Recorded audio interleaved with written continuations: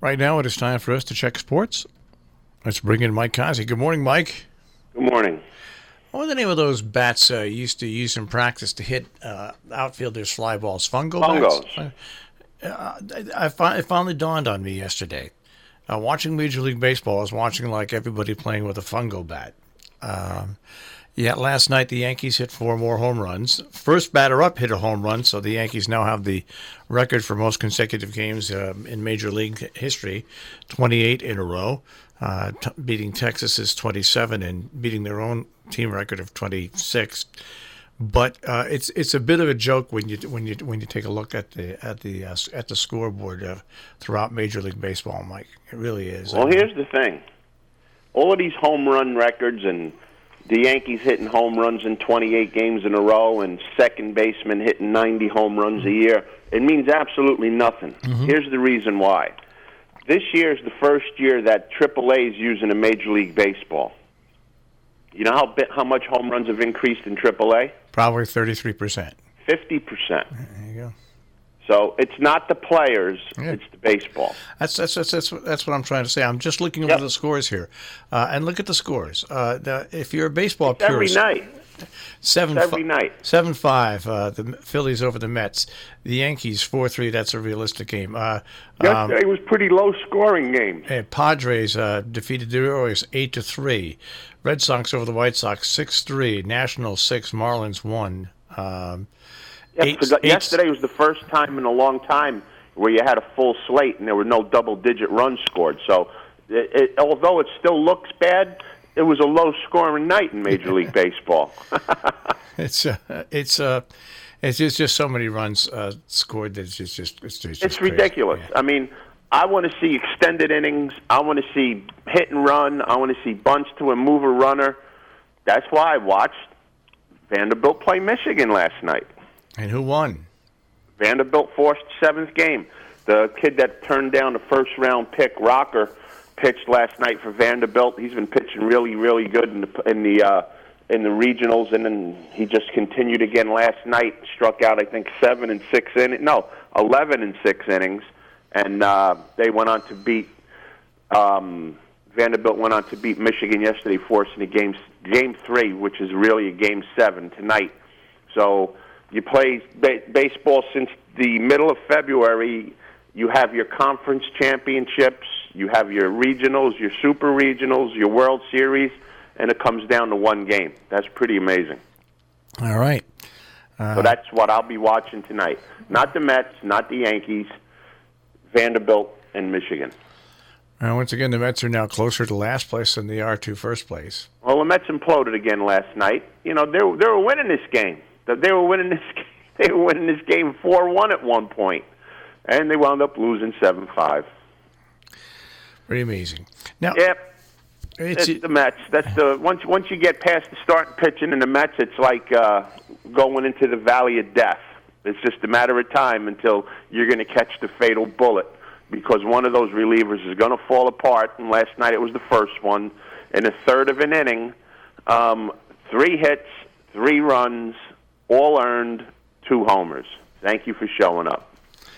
All right. And there's actually 5 teams worse than the Miami Marlins this year in baseball. 5. Well, they've been playing believe it or not, they've been playing a little bit better lately. Yeah. They've won a few games recently that I didn't think that they'd win, and they have brought their record up a little bit to respectability. Not a lot, but a little bit. They're only 17 games under 500.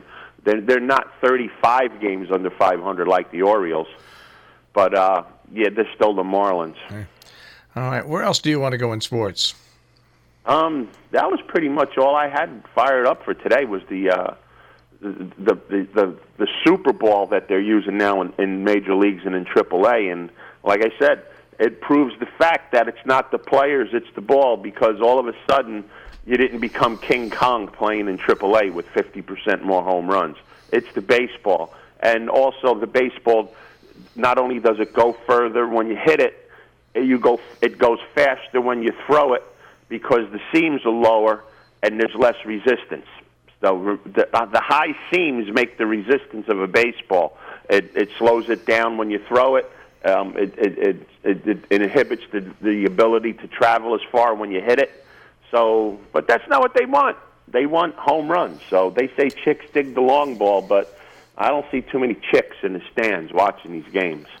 And one other thing about baseball last night, I watched after the World Series, they put the Giant Rocky game on, and Madison Bumgarner was pitching last night. And every time I watch Madison Bumgarner at the plate, it's just the reason why I agree that there should be no DH in baseball. He has really good approaches at the plate. He worked the count. I think the score was 1-1 at the time.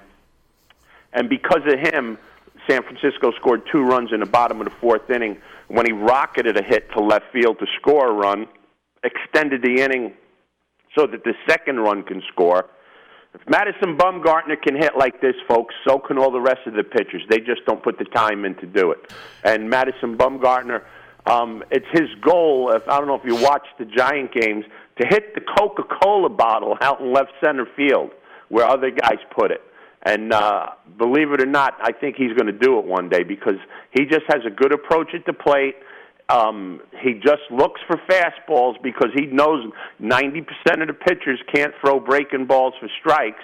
So he just lays off of it, waits for a fastball, and more times than not hits it very, very solid. So that's just every time I see him, I think to myself, he's not going to go to the Yankees because he loves to hit. And believe it or not, that's going to be a deciding factor if and when the Giants move him. You know what's interesting about what you just said? Years ago, Phil Rizzuto used to say the following. When you look at the top pitchers that come out of college and think back to your high school days and your college days, the pitcher was one of the best athletes on, if not the best athlete, most of the times on baseball teams. Correct. And they would hit for average, and they would pitch. Yep.